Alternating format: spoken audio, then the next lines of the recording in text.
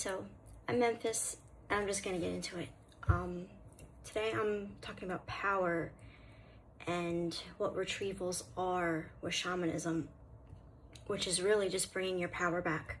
When people hear about soul, like a soul loss or a soul part being gone or getting a power animal, they think it's about getting something else outside of them that's brought back.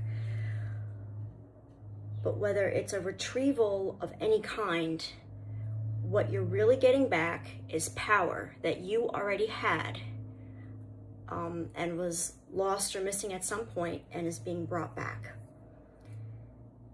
If a soul retrieval is about getting pieces of your soul back and receiving a power animal is about getting a helping spirit in animal form, then what is it you actually lose to start with? That's power.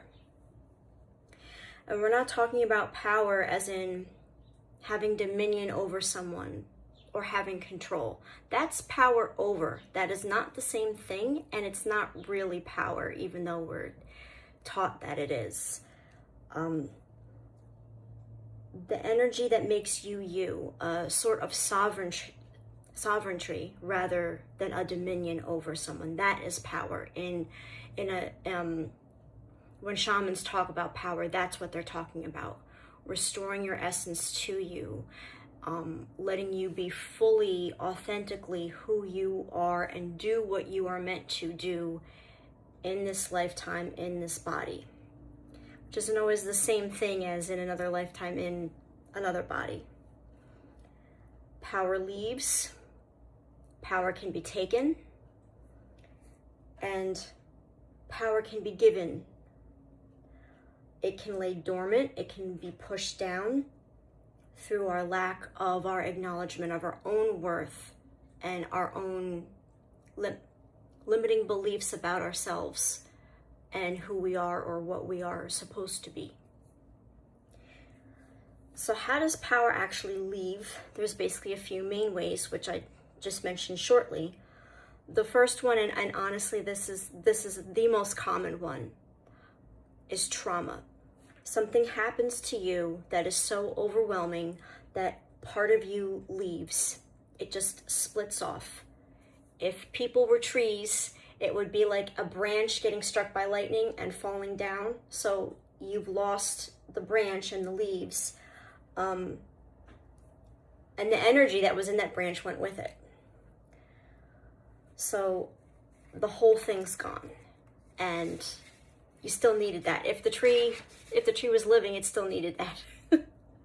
The second way is that you give it away. And I know people love to talk about narcissists and energy vampires, but this is still a more common way than having it taken from you. So just want to put that out there, is that you give your power away.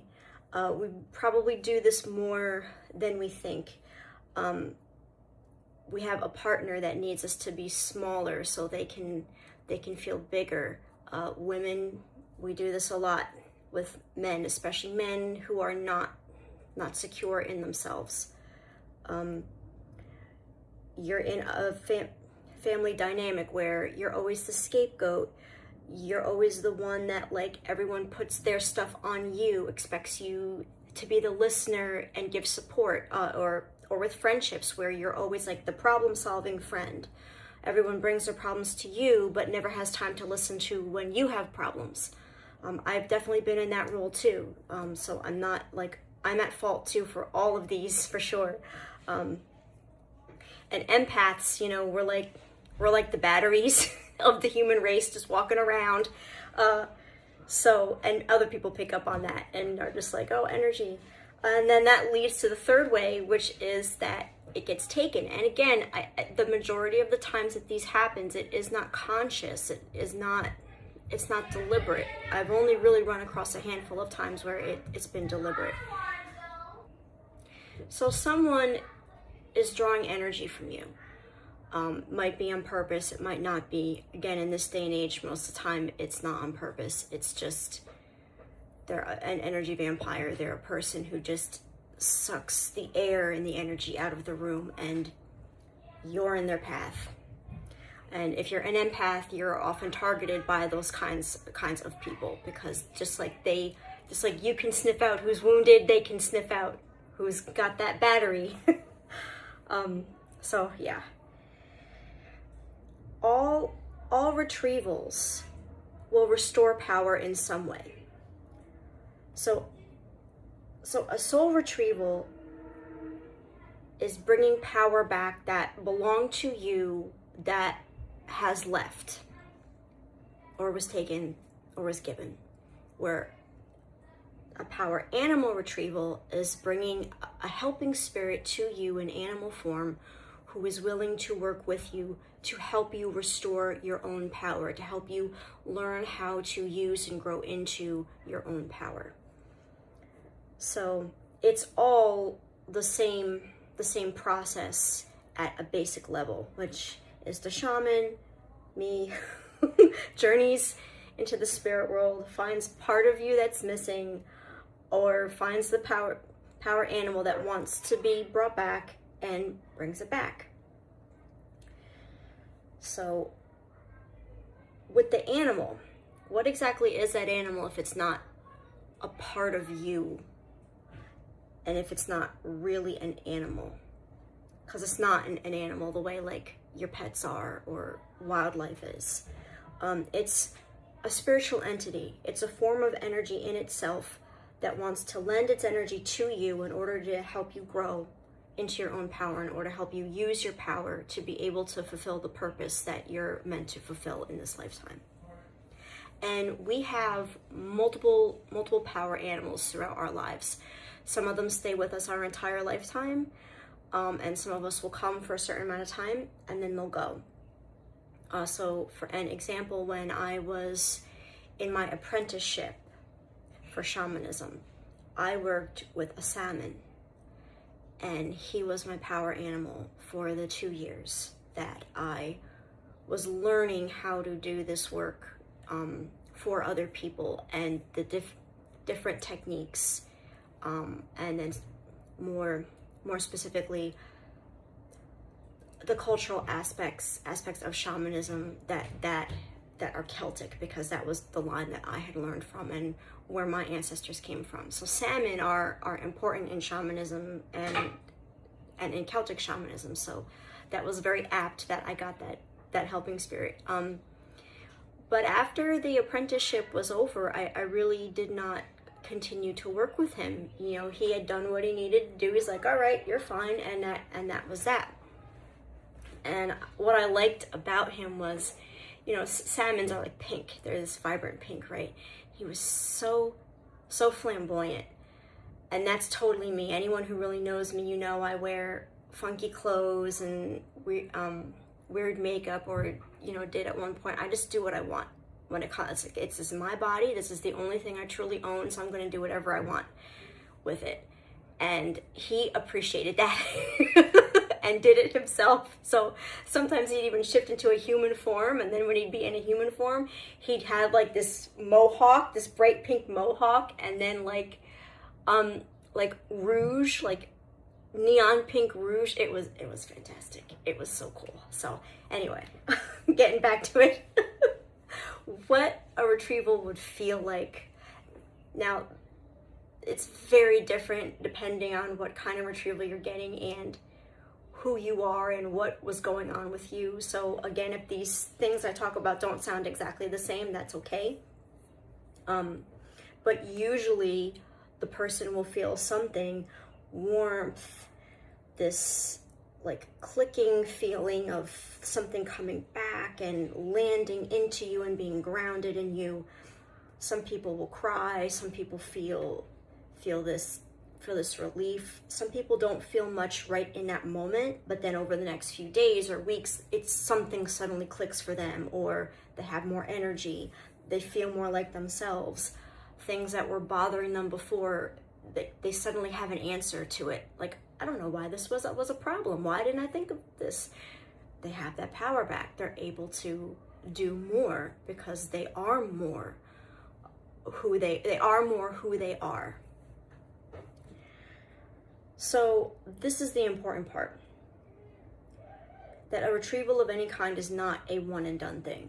Like I mentioned, with a power animal, many of them will only stay for you for so long until you've accomplished a certain lesson or sort of work with them, and then they move on. And then as you evolve and you grow, you'll hit another point where you might need to work with another power animal and repeat the whole process again. Power can also leave again.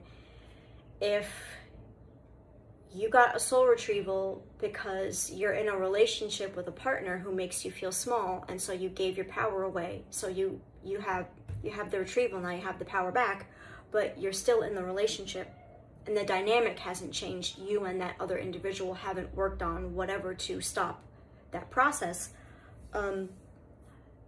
that will continue. The behavior will continue, and so the power could be given away again, leave, be taken. So it's an opportunity when you get your power back, it's an opportunity to look at, well, what was the root cause of all that? And a good shaman will get into that with you. We'll go into what is called a healing story, where they'll kind of tell you in a way that you can accept and understand. It might be literal, might be a metaphor, what they saw as the root cause of why that power was no longer there and why it needed to be brought back, and what that power is bringing back, what that piece is bringing back with them for you. So they give you all the tools you need to kind of like, if the dynamic that caused the loss is still going on, you have everything you need to kind of end or change that dynamic in some way, so that you can retain that power and lose less next time you face some kind of trauma or some kind of issue. So shamanism really, in this sense, in the sense of bringing things back for people, it's about power. It's about the energy that makes you whole, that makes you present, that makes you a living human being having this experience in this time. And we live in a world that constantly takes power from us in some way, shape, or form, or makes us feel obligated to give it away. Jobs, relationships, social media, news. I know us in the US, we are really going through it with that right now. There's always someone or something pulling at you, trying to take a piece. And a shamanic retrieval is a way of saying, no, that's mine. I know that's mine, and I'm getting it back. I'm calling it back to me. I have a right to have what is mine. I have a right to be a whole human being and operate as one, and operate with the knowledge that I am one, and that all the power I ever needed is here now. And that's the most important thing that I really want to say to you guys, and I'll say it again. All the power that you have ever needed is here now. So remember that you came into the world with it, and you can get it back, and you can carry it with you, and you have a right to it. So if you're feeling like something's missing, you're not quite yourself, you're running on half empty all the time, and you can't really fix it with the typical rest, take a vacation, take a break from certain things, it might be power loss. And you could or should seek a shaman out, see if they can help you. I'm one. Sandra Ingerman has a website where she has all of them listed, that she has vetted herself. So these are people who are especially skilled in soul work and in retrievals. And if any of you guys, if any of this resonates with you, and you want to share what your experiences were like, feel free to comment. Or if something was like you have questions, you're not quite grasping it, feel free to comment those also. I do read them, I do respond to people, and I'm always happy to share what I know. There's no reason to keep this hidden. It's not a mystery, and it doesn't belong to any one culture. Shamanism is a human practice, so we should all have access to it when we need it and when we want to. So Thank you, and I will talk to you again soon.